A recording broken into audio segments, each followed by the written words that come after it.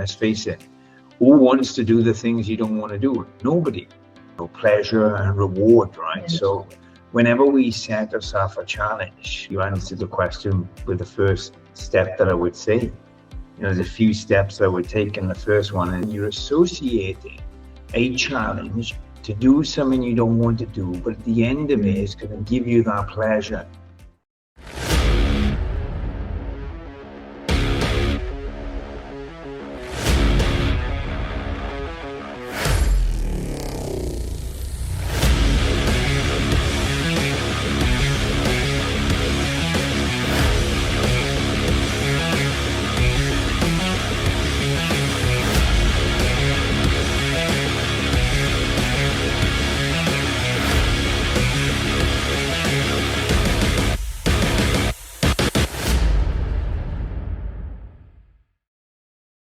Welcome to the podcast, everyone.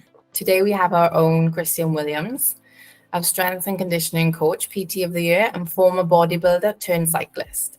Christian's incredible discipline and dedication is truly inspiring.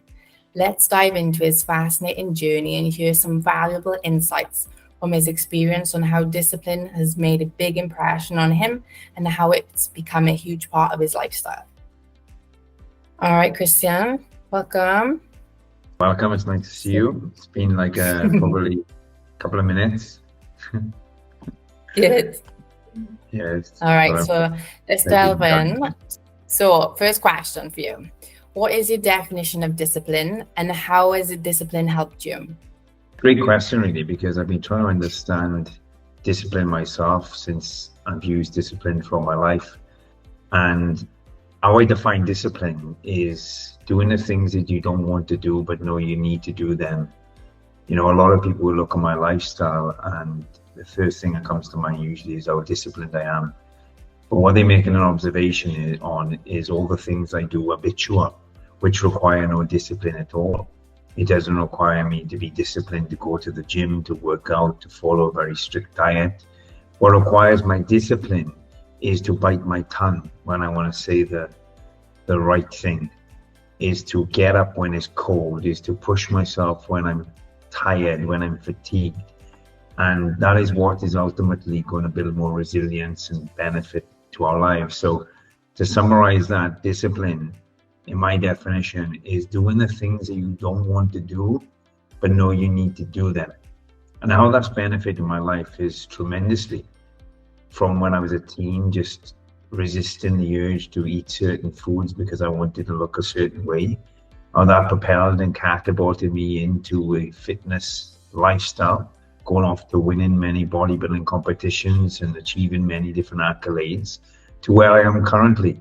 And where I am currently is controlling myself, my impulses, my desires, my aggressions, and it doesn't always work out the way I want. But I'm always leaning into the more challenging tasks. And I believe that we should all do something that we don't want to do, but know we need to do every day. This is going to equip us with more discipline, which I believe is the pathway to self-mastery. Yeah, I agree. It's amazing. So it brings me on to your next question. Why do you think so many people lack discipline? Again, it's another great question, and I think it comes back to especially our generation and the generations before. I mean, that word discipline left an impression on us, and we often felt like discipline was associated with a punishment. You would be indisciplined, your parents would discipline you. And it would usually come with some inflicted pain, whether that was like a bad thing. Yeah, it could have been, being hit by a belt. It could have been a slap on the wrist, or it could have been shouted at. But I think the word that is associated with discipline, leaves a sting in people, and that sting has been left for many years. I think that's the first thing. And I think nowadays most people are just simply lazy. And the word discipline usually requires work, which it is. Like I said, just doing the things you don't want to do. And let's face it, who wants to do the things you don't want to do? Nobody. So most people nowadays steer away from discipline. In fact, when you look at all the marketing strategies out there, the things that drive people more is get results in less time, Easy. find Yeah, your way easy things. easier. It's all steering people in that direction, and you have to wonder, why is that? And the honest truth is because there's an agenda that's, trying to manipulate the world to become weak and followers. And through discipline, through self-discipline, if we all just lean into becoming more disciplined, whether that's on your diet or workout, or like I said, being more disciplined to say the right thing instead of the wrong thing on times, the entire world is going to be more aware and more conscious and developing and progressing towards a better humanity. Definitely, I agree. What advice would you give anybody that wants to acquire more discipline into their life? Again, it stemmed off another question, and you answered the question with the first step that I would say. There's a few steps I would take, and the first one is acknowledgement. You said somebody who needs discipline. So first of all, you have to acknowledge that you need it. You have to realize that your life is an outcome of lack of discipline of some sort, and discipline is going to help you. So that's the first thing. You have to acknowledge, and you have to be willing to take the path. The next thing is finding purpose, purpose to why you do that. So when you're restricting yourself with your diet, when you get up early to go to the office, whatever it is that requires discipline, it's finding the purpose in it, and it's reminding yourself of why you're doing that. So acknowledgement, finding a purpose, and then visualization. Really using your imagination to anchor in on what you want to achieve. And you can find calm within the storm. You can find pleasure within the pain if you just visualize the outcome you want. Now, for some people, this could just be a thought.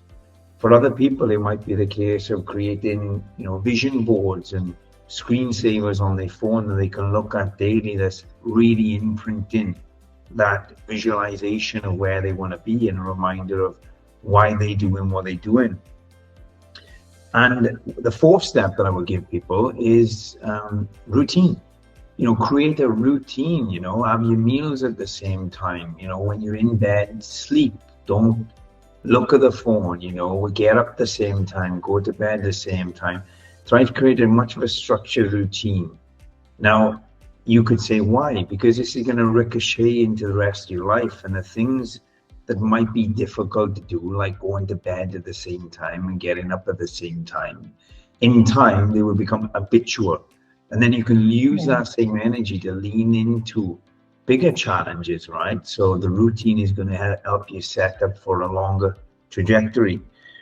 And the fifth advice, if we could summarize these into 5 kind of key steps, is the acknowledgement, finding the purpose, visualization, routine, and then the fifth one, and it's just as important, is reward. Dopamine and serotonin are related to pleasure and reward, right? Yes. So whenever we set ourselves a challenge, regardless how big or small it is, it could be getting up in the morning without snoozing the alarm. If we reward ourselves, and that could just be with some positive affirmation, like, well done, you did a good job. It could be rewarding yourself with a cheat meal at the end of the week from sticking to a diet. It could be rewarding yourself with a lay-in on the weekend after getting up early every day. But by rewarding yourself, what you're doing, you're associating a challenge to do something you don't want to do, but at the end of it, it's going to give you that pleasure. And then you'll find yourself subconsciously just leaning into certain areas of your life that are challenging, because you know that there's association with a reward at the end of it. Yeah, so you're saying to take daily habits, but to acquire the discipline into each step. Exactly. You kind of, like I said, you have to acknowledge, you have a purpose, you visualize, you create a routine, and you reward. And I think that reward, goes very deep, because one of the things that I've certainly realized throughout my life as an overachiever and somebody who keeps moving the goalpost further and further away, it's definitely helped me progress. I've definitely become a much better person, and I've definitely mastered self a lot more than I did. However, only so recently I've been rewarding myself way more than I used to. And it just makes the journey far more pleasurable for sure. And it makes leaning into the difficult easier. Great. And just to wrap it up, do you have one point in your career where you had to really dig deep and use discipline for yourself to get you through and to reach a goal that you had? Yeah, I mean, there's many, throughout my life. If you could pick one that was where you had to really dig deep into that discipline, because people that don't know you, or people that know you, know how disciplined you are. But for the people that don't know you. Yeah, there's one that comes to mind, and it stays there, throughout my bodybuilding career and throughout many of the sports I did. I was really willing to do whatever it took, and it required a lot of discipline on times. But what required the most discipline was actually sticking to my decision to not compete again. I decided in my mind in 2019 that I was not going to compete again.